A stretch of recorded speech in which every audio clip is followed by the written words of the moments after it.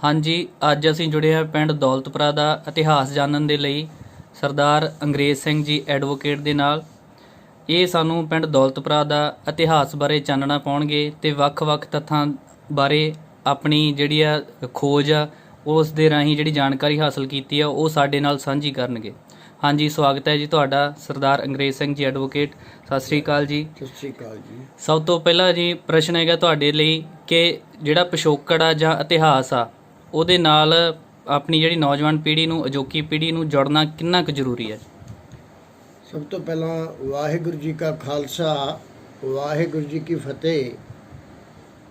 ਆਪ ਸਭ ਵੀਰਾਂ ਦਾ ਸਤਿਕਾਰ ਸਹਿਤ ਬਹੁਤ ਧੰਨਵਾਦ ਹੈ ਕਿ ਆਪ ਜੀ ਮੇਰੇ ਪਾਸੋਂ ਦੌਲਤਪੁਰਾ ਨੀਵਾਂ ਦੇ ਇਤਿਹਾਸ ਅਤੇ ਪਿਛੋਕੜ ਬਾਰੇ ਜਾਣਨ ਵਾਸਤੇ ਤੁਸੀਂ ਹਾਜ਼ਰ ਹੋਏ ਹੋ। ਤੁਹਾਡਾ ਬਹੁਤ ਬਹੁਤ ਸਵਾਗਤ ਹੈ। ਸਭ ਤੋਂ ਪਹਿਲੀ ਗੱਲ ਜਿਹੜੀ ਵਿਚਾਰ ਦੀ ਹੈ, ਪੁਰਾਣਾ ਸਾਡਾ ਇਹ ਵਿਚਾਰ ਹੈ ਕਿ ਇਤਿਹਾਸ ਕੌਮਾਂ ਦੀ ਜਿੰਦ ਜਾਨ ਹੁੰਦੇ ਹਨ। ਔਰ ਇਤਿਹਾਸ ਸਭ ਤੋਂ ਵੱਡੀ ਜ਼ਰੂਰੀ ਗੱਲ ਹੈ ਵੀ ਇਤਿਹਾਸ ਬਣਦਾ ਕਿਵੇਂ ਹੈ। ਇਤਿਹਾਸ ਬਣਦਾ ਹੈ ਕਹਾਣੀਆਂ ਤੋਂ, ਸਾਖੀਆਂ ਬਣਦੀਆਂ, ਸਾਖੀਆਂ ਤੋਂ ਅੱਗੇ ਜਾ ਕੇ ਪਰੰਪਰਾਵਾਂ ਬਣਦੀਆਂ ਅਤੇ ਪਰੰਪਰਾਵਾਂ ਜਦੋਂ ਲਿਖਤੀ ਰੂਪ ਵਿੱਚ ਆ ਜਾਂਦੀਆਂ ਉਹਨਾਂ ਨੂੰ ਇਤਿਹਾਸ ਕਿਹਾ ਜਾਂਦਾ ਹੈ। ਸੋ ਜਿਸ ਤਰ੍ਹਾਂ ਕਿ ਅਸੀਂ ਸਾਰੇ ਸੰਸਾਰ ਦਾ ਇਤਿਹਾਸ, ਭਾਰਤ ਦਾ ਇਤਿਹਾਸ, ਪੰਜਾਬ ਦਾ ਇਤਿਹਾਸ ਅਤੇ ਅਲੱਗ-ਅਲੱਗ ਪਿੰਡਾਂ ਦੇ ਇਤਿਹਾਸ, ਇਹਨਾਂ ਦੇ ਵੀ ਵਾਚਨ ਦਾ ਹੁਣ ਇੱਕ ਰੁਝਾਨ ਪੈਦਾ ਹੋ ਗਿਆ ਪੰਜਾਬ ਦੇ ਵਿੱਚ ਵੀ, ਬਲਕਿ ਹਰ ਜਗ੍ਹਾ ਦੇ ਉੱਤੇ ਅਸੀਂ ਦੇਖਦੇ ਹਾਂ। ਅਸੀਂ ਤਕਰੀਬਨ ਸਾਰੇ ਭਾਰਤ ਵਿੱਚ ਯਾਤਰਾ ਕੀਤੀ ਹੈ। ਹਰ ਥਾਂ ਦੇ ਉੱਤੇ ਆਪੋ ਆਪਣੇ ਪਿੰਡਾਂ ਦੇ ਇਤਿਹਾਸਾਂ ਬਾਰੇ ਵਿਚਾਰ ਹੋਣ ਲੱਗ ਪਈ ਹੈ। ਬਹੁਤ ਚੰਗੀ ਗੱਲ ਹੈ। ਸੋ ਸਾਡਾ ਵੀ ਤੁਸੀਂ ਉਪਰਾਲਾ ਕੀਤਾ ਦੌਲਤਪੁਰਾ ਨੀਵਾਂ ਦਾ ਇਤਿਹਾਸ ਬਾਰੇ, ਉਹਦੇ 'ਚ ਸਾਡੇ ਕੋਲ ਜੋ ਸਮੱਗਰੀ ਹੈ, ਜਿੰਨੀ ਵੀ ਸਾਡੇ ਕੋਲ ਹੈ, ਅਸੀਂ ਆਪ ਜੀ ਦੀ ਸੇਵਾ ਵਿੱਚ ਪੇਸ਼ ਕਰਾਂਗੇ। ਦੌਲਤਪੁਰਾ ਨੀਵਾਂ ਪੁਰਾਣੀ ਮੋਗਾ ਤਹਿਸੀਲ ਅਤੇ ਹੁਣ ਮੋਗਾ ਜ਼ਿਲ੍ਹੇ ਦਾ ਉੱਤਰ ਦੱਖਣ ਵੱਲ ਵਸਦਾ ਵਸਦਾ ਪਿੰਡ ਹੈ, ਜਿਹੜਾ ਮੋਗੇ ਤੋਂ ਤਕਰੀਬਨ 20 ਕਿਲੋਮੀਟਰ, ਜੀਰੇ ਤੋਂ 15-16 ਕਿਲੋਮੀਟਰ, ਤਲਵੰਡੀ ਭਾਈ ਤੋਂ 15-16 ਕਿਲੋਮੀਟਰ ਦੇ ਸਥਾਨ 'ਤੇ ਵਾਕਿਆ ਹੈ। ਔਰ ਇਹਦੇ ਆਸੇ ਪਾਸੇ ਸਭ ਤੋਂ ਮਸ਼ਹੂਰ ਪਿੰਡ ਹੈ ਡਗਰੂ, ਸਲੀਣਾ, ਕਾਨ ਸਿੰਘ ਵਾਲਾ, ਸੱਦਾ ਸਿੰਘ ਵਾਲਾ, ਲੰਗੋ ਦੇਵਾ, ਅਟਾਰੀ, ਚੂੜ ਚੱਕ, ਕਾਲੀਏ ਵਾਲਾ, ਮਹੇਸ਼ਰੀ ਸੰਧੂਆਂ, ਇਹਨਾਂ ਦੇ ਵਿਚਕਾਰ 8 ਪਿੰਡਾਂ ਦੇ ਵਿਚਕਾਰ ਇਹ ਪਿੰਡ ਦੌਲਤਪੁਰਾ ਨੀਵਾਂ ਵਾਕਿਆ।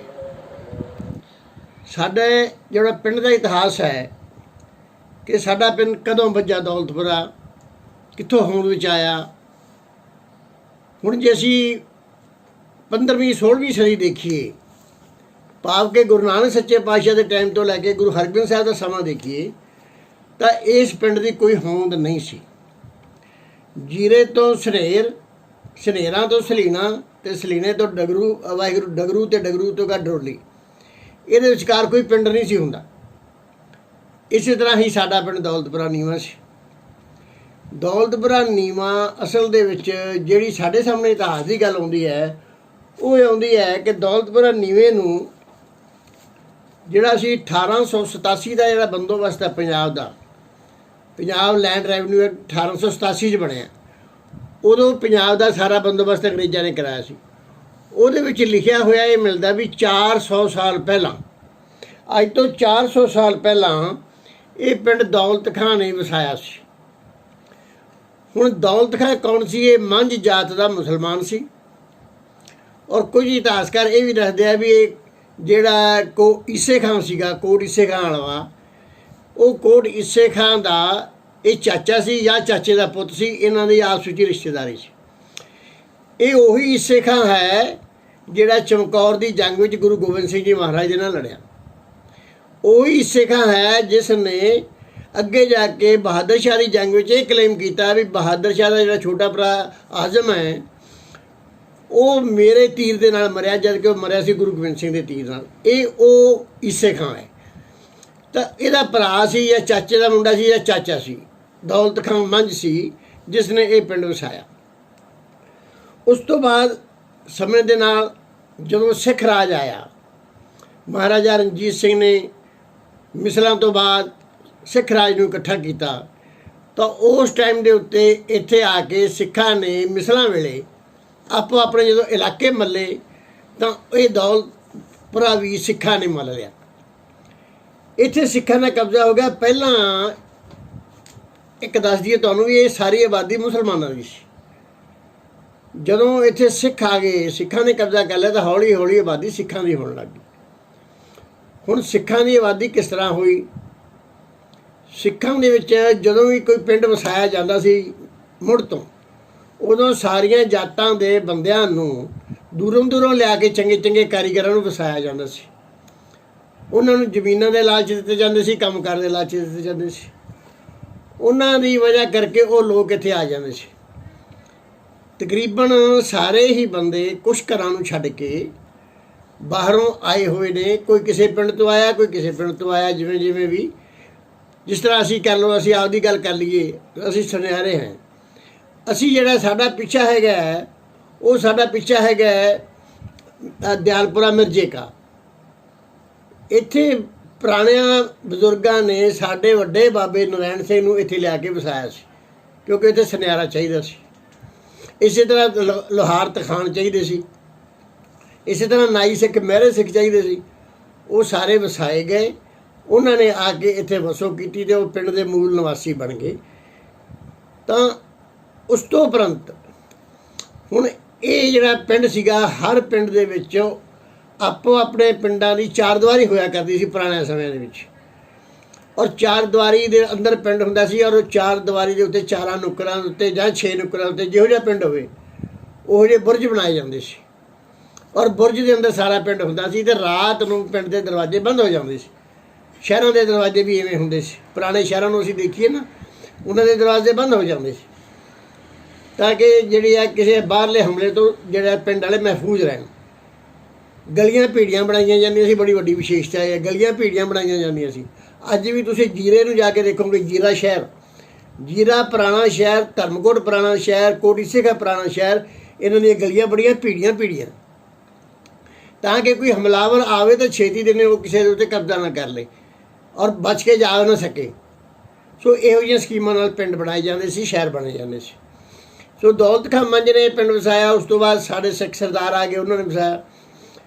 ਇਹਨਾਂ ਨੇ ਅੱਗੇ ਡਿਵੈਲਪ ਕੀਤਾ। ਅਤੇ ਉਸ ਤੋਂ ਬਾਅਦ ਜਦੋਂ 1809 ਦੀ ਮਹਾਰਾਜਾ ਰਣਜੀਤ ਸਿੰਘ ਦੇ ਨਾਲ ਸੰਧੀ ਹੋਈ ਅੰਗਰੇਜ਼ਾਂ ਦੀ, ਤਾਂ ਇਹ ਪਿੰਡ ਜਿਹੜਾ ਸੀਗਾ ਦੌਲਤਪੁਰਾ ਨੀਵਾਂ, ਇਹ ਅੰਗਰੇਜ਼ਾਂ ਦੇ ਅਧੀਨ ਚਲਿਆ ਗਿਆ। ਇਹ ਪਿੰਡ ਅੰਗਰੇਜ਼ੀ ਰਾਜ ਦੇ ਵਿੱਚ ਸੀ। ਇਹਦੇ ਨਾਲ ਹੀ ਭਾਵੇਂ ਅਗਲੇ ਪਾਸੇ ਫਰੀਦਕੋਟ ਰਿਆਸਤ ਲੱਗਦੀ ਸੀ, ਪਰ ਇਹ ਪਿੰਡ ਅੰਗਰੇਜ਼ੀ ਰਾਜ ਦੇ ਵਿੱਚ ਸੀ। ਸੋ ਇਹ ਹੈ ਪਿੰਡ ਦਾ ਪੁਰਾਣਾ ਇਤਿਹਾਸ। ਹੁਣ ਅੱਗੇ ਜਿਹੜੀ ਆਪਾਂ ਅੱਗੇ ਲਈ ਵਿਚਾਰ ਕਰਨੀ ਹੈ, ਉਹ ਜਿਹੜਾ ਹੈਗਾ, ਜਿਸ ਤਰ੍ਹਾਂ ਤੁਸੀਂ ਆਪ ਜੀ ਹੁਕਮ ਕਰੋਗੇ, ਉਸ ਤਰ੍ਹਾਂ ਅਸੀਂ ਤੁਹਾਨੂੰ ਜਿੰਨੀ ਜਾਣਕਾਰੀ ਸਾਨੂੰ ਅਸੀਂ ਤੁਹਾਨੂੰ ਦਿਆਂਗੇ। ਜਿਵੇਂ ਅਗਲਾ ਪ੍ਰਸ਼ਨ ਹੈ, ਜਿਵੇਂ ਸਿੱਖ ਰਾਜ, ਜਿਹੜੇ ਸਿੱਖਾਂ ਨੇ ਇਸ ਉੱਤੇ ਆ ਕੇ ਕਬਜ਼ਾ ਕਰ ਲਿਆ ਪਿੰਡ ਦੇ ਉੱਤੇ ਆ ਕੇ, ਉਹ ਇੱਥੇ ਦੇ ਵਸਨੀਕ ਬਣ ਗਏ, ਅਤੇ ਉਸ ਤੋਂ ਅੱਗੇ ਜਿਹੜਾ ਸ਼ੁਰੂਆਤ ਇਤਿਹਾਸ ਦੀ, ਸਿੱਖ ਇਤਿਹਾਸ ਦੀ ਹੁੰਦੀ ਹੈ, ਸਿੱਖ ਆਪਣੇ ਕਹਿ ਲਓ ਕਿ ਨਾਗਰਿਕਾਂ ਦੀ ਹੁੰਦੀ ਹੈ ਇੱਥੇ ਦੌਲਤਪੁਰਾ ਨੀਵਾਂ ਦੇ ਵਿੱਚ, ਉਹ ਕਿੱਥੋਂ ਸ਼ੁਰੂ ਹੁੰਦੀ ਹੈ ਅਤੇ ਫਿਰ ਅੱਗੇ ਉਹ ਕਿਵੇਂ ਚੱਲੀ? ਦੇਖੋ ਜੀ, ਅਸੀਂ ਇਹ ਸੁਣਦੇ ਆਏ ਹਾਂ ਵੱਡੇ ਬਜ਼ੁਰਗਾਂ ਤੋਂ ਵੀ ਇੱਥੇ ਇੱਕ ਰਾਣੀ ਰਾਜ ਕੌਰ ਹੋਇਆ ਕਰਦੀ ਸੀ। ਰਾਣੀ ਰਾਜ ਕੌਰ ਨੇ ਵੀ ਇੱਥੇ ਰਾਜ ਕੀਤਾ, ਔਰ ਉਸ ਦੇ ਰਾਜ ਦੇ ਵਿੱਚ ਅੱਗੇ ਸਿੱਖਾਂ ਨੇ ਡਿਵੈਲਪਮੈਂਟ ਕੀਤੀ ਹੈ, ਸਿੱਖ ਅੱਗੇ ਵਧੇ ਹੈ। ਔਰ ਉਹਦੇ ਰਾਜ ਦੇ ਵਿੱਚ ਹੀ, ਕਿਉਂਕਿ ਉਸ ਟਾਈਮ ਦੇ ਉੱਤੇ ਸਲੀਣਾ ਜਿਹੜਾ ਸੀਗਾ, ਸਲੀਣਾ ਇੱਕ ਛੋਟਾ ਸ਼ਹਿਰ ਸੀ। ਸਲੀਣੇ ਦੇ ਸੂਦ ਜਿਹੜੇ ਬੜੇ ਮਸ਼ਹੂਰ ਸੀ। ਅੰਗਰੇਜ਼ੀ ਰਾਜ ਵੇਲੇ ਸਲੀਨੇ ਦੇ ਸੂਦਾਂ ਨੂੰ ਸਫੈਦਪੋਸ਼ੀ ਦੇ ਦਰਜੇ ਹਾਸਲ ਸੀ, ਅਤੇ ਇੱਥੋਂ ਤੱਕ ਉਹ ਇੱਕ ਬੰਦੇ ਨੂੰ 6 ਮਹੀਨੇ ਦੀ ਕੈਦ ਵੀ ਕਰ ਸਕਦੇ ਸੀ। ਸਲੀਨੇ ਕਿਲ੍ਹਾ ਵੀ ਹੁੰਦਾ ਸੀ, ਜੇਲ੍ਹ ਵੀ ਹੁੰਦੀ ਸੀ। ਅੱਜ ਵੀ ਜੇਲ੍ਹ ਹੈਗੀ ਉੱਥੇ ਸਲੀਨੇ ਪਿੰਡ ਦੇ ਵਿਚਕਾਰ ਜਾਈਏ, ਅੱਜ ਵੀ ਜੇਲ੍ਹ ਹੈਗੀ ਉੱਥੇ। ਤਾਂ ਇਸੇ ਤਰ੍ਹਾਂ ਰਾਣੀ ਰਾਜ ਕੌਰ ਦਾ ਰਾਜ ਸੀ। ਰਾਣੀ ਰਾਜ ਇੱਕ ਕਰਜ਼ੇ ਲੈ ਕੇ ਵੀ ਪਿੰਡ ਚੱਲਦੇ ਹੁੰਦੇ ਸੀ, ਕਿਉਂਕਿ ਜ਼ਿਆਦਾਤਰ ਫਸਲਾਂ ਮੀਂਹ 'ਤੇ ਹੁੰਦੀਆਂ ਸੀ, ਸੋਕੇ ਪੈ ਜਾਂਦੇ ਸੀ। ਸੋਕੇ ਪੈਣ ਦੇ ਨਾਲ ਇੱਥੇ ਕਾਲ ਪੈ ਜਾਂਦੇ ਸੀ, ਇੱਕ ਦੂਜੇ ਤੋਂ ਉਧਾਰ ਲੈਣਾ ਪੈਂਦਾ ਸੀ। ਸੂਦ ਜਿਹੜੇ ਬੜੇ ਤਗੜੇ ਸੀ, ਅਤੇ ਰਾਣੀ ਨੇ ਸੂਦਾਂ ਕੋਲੋਂ ਉਧਾਰ ਲਿਆ, ਵਾਪਸ ਮੋੜਿਆ ਨਾ ਗਿਆ। ਫਿਰ ਉਹ ਸਾਡੇ ਵੱਡੇ ਬਜ਼ੁਰਗ ਨੇ ਦੱਸਦੇ, ਨਰਾਇਣ ਸਿੰਘ ਨੇ ਪੈਸੇ ਦਿੱਤੇ, ਰਾਣੀ ਨੂੰ ਛੁਡਾ ਕੇ ਲਿਆਂਦਾ। ਉਹਦੇ ਬਿੱਗ 'ਚ ਰਾਣੀ ਨੇ ਸਾਨੂੰ ਸੁਨਿਆਰਿਆਂ ਨੂੰ ਪੈਲੀ ਦਿੱਤੀ। ਸੋ ਇਸ ਤਰ੍ਹਾਂ ਇੱਥੇ ਇੱਕ ਦੋ ਤਪੀਏ ਹੋਏ ਪੁਰਾਣੇ, ਜਿਵੇਂ ਲੋਹ ਦੀ ਪੈਲੀ ਹੈ, ਬਹੁਤ ਵੱਡੇ ਸਾਧੂ ਹੋਏ ਆ, ਉਹਨਾਂ ਦੇ ਨਾਂ 50 ਕਿੱਲੇ ਪੈਲੀ ਲਵਾਈ। ਇਸੇ ਤਰ੍ਹਾਂ ਮਾਲੋ ਮਾਟ ਬਣਿਆ। ਮਾਲੋ ਮਾਟ ਇੱਕ ਜ਼ਖੀਰਾ ਹੈ ਜਿਹੜਾ ਸਾਡੇ ਪਿੰਡ ਦੇ ਅੰਦਰ, ਉਹਦੇ ਆਸੇ ਪਾਸੇ ਤਕਰੀਬਨ 2 ਕਿੱਲਿਆਂ ਦੇ ਵਿੱਚ ਵਣ ਹੀ ਵਣ ਹੈ। ਇੱਕ ਬੜਾ ਸੋਹਣਾ ਜੰਗਲ ਹੈ 2 ਕਿੱਲਿਆਂ ਦੇ ਵਿੱਚ, ਤੁਸੀਂ ਇਹ ਕਹਿ ਲਓ। ਕਿਸੇ ਸਮੇਂ ਦੇ ਇੱਥੇ ਮੋਰ, ਸਹੇ, ਹੋਰ ਨਿੱਕੇ ਨਿੱਕੇ ਜਾਨਵਰ ਬਹੁਤ ਹੋਇਆ ਕਰਦੇ ਸੀ। ਔਰ ਸਵੇਰੇ ਸਵੇਰੇ ਜਦੋਂ ਮੋਰ ਬੋਲਦੇ ਹੁੰਦੇ ਸੀ ਬੜੇ ਸੋਹਣੇ ਲੱਗਦੇ ਹੁੰਦੇ ਸੀ। ਅੱਜ ਹਾਲਾਤ ਬਦਲ ਗਏ, ਖਤਮ ਹੋ ਗਏ। ਬਾਬਾ ਰਾਮ ਮਾਲੋ ਇੱਥੋਂ ਦੇ ਬੜੇ ਮਸ਼ਹੂਰ ਸੀਗੇ ਸੰਤ, ਔਰ ਬੜੇ ਕਰਨੀ ਵਾਲੇ ਸੀ। ਉਹਨਾਂ ਬਾਰੇ ਬਹੁਤ ਕੁਝ ਕਿਹਾ ਗਿਆ। ਸਿੰਪਲ ਦੀ ਗੱਲ ਇਹ ਹੈ ਵੀ ਉਹ ਜਾਂਦੇ ਸੀ ਸਵੇਰੇ, ਆਪਦੇ ਨਿਕਲਦੇ ਸੀ ਮਾਲੋ ਮਾੜ 'ਚੋਂ। ਉਹਨਾਂ ਨੇ ਇੱਕ ਘਰੇ ਜਾਣਾ, ਸਤਨਾਮ ਦਾ ਆਵਾਜ਼ਾ ਦੇਣਾ, ਅਤੇ ਜੇਕਰ ਉਹਨਾਂ ਨੂੰ ਪ੍ਰਸ਼ਾਦਾ ਮਿਲ ਗਿਆ ਤਾਂ ਲੈ ਲੈਣਾ, ਨਹੀਂ ਤਾਂ ਵਾਪਸ ਚਲੇ ਜਾਣਾ। ਦੂਸਰੇ ਘਰ ਮੰਗਣ ਨਹੀਂ ਸੀ ਜਾਂਦੇ। ਉਹ ਇਹ ਕਹਿੰਦੇ ਹੁੰਦੇ ਸੀਗੇ ਵੀ ਦਾਤਾ ਉਹ ਨਾ ਮੰਗੀਏ ਫਿਰ ਮੰਗਣ ਜਾਏ। ਉਹ ਕਹਿੰਦੇ ਇੱਕ ਤੋਂ ਜਾ ਕੇ ਮੰਗਣਾ, ਦੂਜੇ ਤੋਂ ਮੰਗਣਾ ਹੀ ਨਹੀਂ। ਰਾਮ ਮਾਲੋ ਬੜੀ ਕਰਨੀ ਵਾਲੇ ਸੰਤ ਸੀ। ਉੱਥੇ ਅੱਜ ਡੇਰਾ ਹੈਗਾ ਜਿਹਦੇ ਬਾਵਿਆਂ ਦਾ ਕਬਜ਼ਾ। ਇਸ ਤੋਂ ਉਪਰੰਤ ਸਾਡੇ ਪਿੰਡ 'ਚ 4 ਬੁਰਜ ਸੀ। 4 ਬੁਰਜਾਂ ਦੇ ਵਿੱਚੋਂ ਇੱਕ ਬੁਰਜ ਜਿਹੜਾ ਹੈਗਾ ਆ ਸਾਡੇ ਜਿਹੜਾ ਪੂਰਬ ਵਾਲੇ ਪਾਸੇ ਹੈ ਪਿੰਡ ਦੇ, ਇਹ ਹੈ ਬਾਬੇ ਖੈਰ ਸ਼ਾਹ ਦਾ ਬੁਰਜ। ਖੈਰ ਸ਼ਾਹ ਇੱਕ ਮੁਸਲਮਾਨ ਫਕੀਰ ਹੋਇਆ, ਔਰ ਉਹ ਇੱਥੇ ਤਪ ਕਰਦਾ ਹੁੰਦਾ ਸੀ। ਇੱਥੇ ਹੀ ਉਹ ਸਮਾ ਗਿਆ, ਇੱਥੇ ਹੀ ਉਹਦੇ ਨਾਂ ਦੇ ਬੁਰਜ ਬਣ ਗਿਆ। ਇਸ ਬੁਰਜ ਨੂੰ ਬਾਬੇ ਖੈਰ ਸ਼ਾਹ ਦੇ ਬੁਰਜ ਦਾ ਨਾਂ ਦੇਤਾ। ਇਸੇ ਤਰ੍ਹਾਂ 3 ਬੁਰਜ ਹੋਰ ਹੈ। ਇੱਕ ਬੁਰਜ ਉਧਰ ਪਰਲੇ ਪਾਸੇ ਜਿਹੜਾ ਇਸ ਵੇਲੇ ਬਾਬਾ ਮਹਿੰਗਾ ਸਿੰਘ ਦਾ ਗੁਰਦੁਆਰਾ ਉਸ ਪਾਸੇ ਸੀ। ਇੱਕ ਬੁਰਜ ਜਿਹੜਾ ਇੱਧਰਲੇ ਪਾਸੇ ਉੱਚੇ ਪਿੰਡ ਦੇ ਨਾਲ ਸੇਮ ਨਾਲੇ ਦੇ ਨੇੜੇ ਸੀ। ਇੱਕ ਬੁਰਜ ਜਿਹੜਾ ਪਿੰਡ ਦੇ ਵਿਚਕਾਰ ਹੈ, ਜਿੱਥੇ ਅਮਰ ਸਿੰਘ ਉਹਨਾਂ ਦਾ, ਮੋਹਦੂ ਸਿੰਘ ਉਹਨਾਂ ਦਾ ਨਾਈਆਂ ਦੇ ਘਰ ਹੁੰਦੇ ਸੀ, ਉੱਥੇ ਵੀ ਸੀਗਾ। ਇਹ 4 ਬੁਰਜ ਹੁੰਦੇ ਸੀ। ਮੁਸਲਮਾਨਾਂ ਦੀ ਆਬਾਦੀ ਵੀ ਸੀ ਬਹੁਤ, ਸਿੱਖਾਂ ਦੀ ਆਬਾਦੀ ਵੀ ਸੀ, ਔਰ ਇਹਨਾਂ 'ਚ ਟਕਰਾਅ ਵੀ ਹੁੰਦੇ ਰਹਿੰਦੇ ਸੀ। ਛੋਟੇ ਮੋਟੇ ਲੜਾਈਆਂ ਝਗੜੇ ਪਿੰਡਾਂ ਜਿਵੇਂ ਹੁੰਦੇ ਉਵੇਂ ਹੁੰਦੇ ਰਹਿੰਦੇ ਸੀ। ਹੁਣ ਜਦੋਂ 1947 ਤੋਂ ਬਾਅਦ 47 ਤੋਂ ਬਾਅਦ ਕੀ ਹੋਇਆ ਕਿ ਸਾਡੇ ਪਿੰਡ ਦੇ ਵਿੱਚ ਬਹੁਤ ਮੁਸਲਮਾਨ ਚਲੇ ਗਏ। ਉੱਧਰਲੋਂ ਪਾਸਿਓਂ ਪਿੰਡ ਦੇ ਜਿਹੜੇ ਸਾਡੇ ਜਿੰਨੇ ਵੀ ਅਰੋੜੇ ਸਿੱਖ ਆਏ ਨੇ, ਉਹ ਸਾਰੇ ਪਾਕਿਸਤਾਨ 'ਚੋਂ ਆਏ ਹੋਏ ਨੇ, ਔਰ ਸਾਰੇ ਆਪੋ ਆਪਣਾ ਵਪਾਰ ਕਰਦੇ ਆ।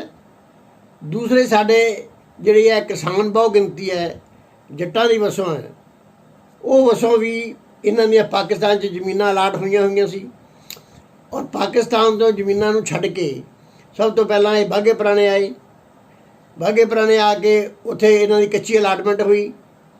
ਬਾਅਦ ਵਿੱਚ ਪੱਕੀ ਅਲਾਟਮੈਂਟ ਸਾਡੀ ਦੌਲਤਪੁਰੇ ਨੀਵੇਂ ਹੋਈ। ਵੱਡੇ ਬਜ਼ੁਰਗਾਂ ਨੇ ਇਹਨਾਂ ਨੇ ਦੱਸਿਆ ਕਿ ਇਹਨਾਂ ਦਾ ਜਿਹੜਾ ਪਿੰਡ ਸੀਗਾ ਇਹ ਫਾਜ਼ਿਲਕਾ ਤੋਂ ਅੱਗੇ ਜਾ ਕੇ ਬਾਰਡਰ ਪੈਂਦਾ ਪਾਕਿਸਤਾਨ ਦਾ, ਉਹਦੇ ਨਾਲ ਹੀ ਸੀ ਇਹਨਾਂ ਦਾ ਪਿੰਡ। ਮੱਟ ਵਾਲਾ, ਹਿੰਦੂਮਲ ਕੋਟ ਦੇ ਨਾਲ ਮੱਟ ਵਾਲਾ। ਹਾਂ, ਹਿੰਦੂਮਲ ਕੋਟ ਦੇ ਨਾਲ ਮੱਟ ਵਾਲਾ ਪਿੰਡ ਸੀ। ਹਾਂਜੀ, ਬਿਲਕੁਲ ਠੀਕ ਹੈ ਤੁਹਾਡੀ ਗੱਲ। ਹਿੰਦੂਮਲ ਕੋਟ ਦੇ ਨਾਲ ਮੱਟ ਵਾਲਾ ਪਿੰਡ ਸੀ, ਮੈਨੂੰ ਵੱਡੇ ਬਜ਼ੁਰਗਾਂ ਨੇ ਦੱਸਿਆ ਇਹਨਾਂ ਨੇ।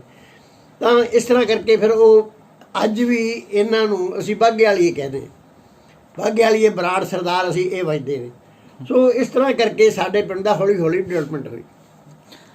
ਹੁਣ ਜਦੋਂ ਅਸੀਂ ਗੱਲ ਕਰਦੇ ਹਾਂ ਅਗਲੀ, ਇਹ ਤਾਂ ਅਸੀਂ ਪਿੰਡ ਦਾ ਵੱਜਣ ਦਾ ਅਤੇ ਪਿੰਡ ਦੇ ਵਿੱਚ ਵਸਣ ਦਾ। ਇੱਕ ਸਾਡੇ ਪਿੰਡ ਦੀ ਇੱਕ ਹੋਰ ਵਿਸ਼ੇਸ਼ਤਾ ਸੀ ਬਹੁਤ ਜ਼ਿਆਦਾ ਵੱਡੀ, ਆਪ ਜੀ ਸੁਣ ਕੇ ਬੜੇ ਹੈਰਾਨ ਹੋਵੋਗੇ, ਆਮ ਹੀ ਪਿੰਡਾਂ 'ਚ ਵੀ ਸੁਣੀ ਵੀ ਹੈ, ਕਿ ਸਾਡੇ ਪਿੰਡ ਦੇ ਵਿੱਚ ਚੁਬਾਰਾ ਨਹੀਂ ਸੀ ਪੈਂਦਾ ਹੁੰਦਾ। ਇੱਕ ਛੱਤ 'ਤੇ ਚੜ੍ਹ ਜਾਓ ਤਾਂ ਤੁਸੀਂ ਅੱਧਾ ਪਿੰਡ ਗਾ ਸਕਦੇ ਸੀ। ਇੱਕ ਛੱਤ, ਇੱਕ ਘਰ ਦੇ ਛੱਤ 'ਤੇ ਚੜ੍ਹ ਕੇ ਅੱਧੇ ਪਿੰਡ ਦੇ ਵਿੱਚ ਤੁਸੀਂ ਜਾ ਸਕਦੇ ਸੀ। ਸਾਰੀਆਂ ਛੱਤਾਂ ਬਰਾਬਰ ਹੁੰਦੀਆਂ ਸੀ, ਚੁਬਾਰਾ ਕੋਈ ਨਹੀਂ ਸੀ ਹੁੰਦਾ।